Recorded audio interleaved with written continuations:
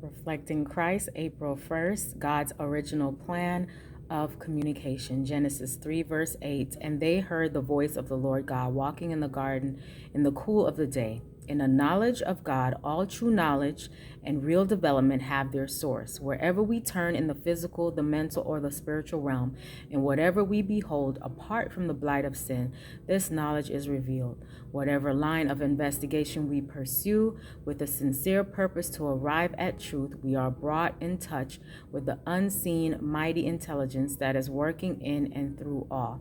The mind of man is brought into communion with the mind of God, the finite with the infinite. The effect of such communion on body and mind and soul is beyond estimate. In this communion is found the highest education. It is God's own method of development. Acquaint now thyself with him is his message to mankind. The method outlined in these words was the method followed in the education of the father of our race.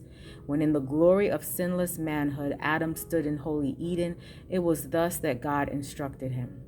When Adam came from the Creator's hand, he bore in his physical, mental, and spiritual nature a likeness to his Maker.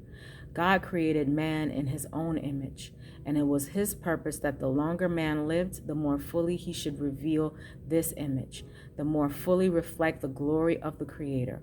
All his faculties were capable of development. Their capacity and vigor were continually to increase. Vast was the scope offered for their exercise, glorious the field open to their research. Face-to-face, heart-to-heart communion with his Maker was his high privilege. Had he remained loyal to God, all this would have been his forever. More and more fully would he have fulfilled the object of his creation, more and more fully have reflected the Creator's glory. The laws and operations of nature and the great principles of truth that govern the spiritual universe were opened to their minds by the infinite author of all.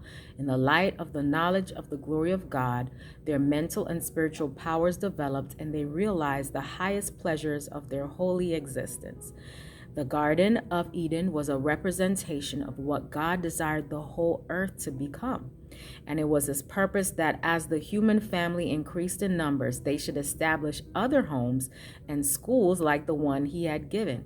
Thus, in the course of time, the whole earth might be occupied with homes and schools where the words and the works of God should be studied, and where the student should thus be fitted more and more fully to reflect throughout endless ages the light of the knowledge of his glory. Hope you have a great day today. Reflect Christ.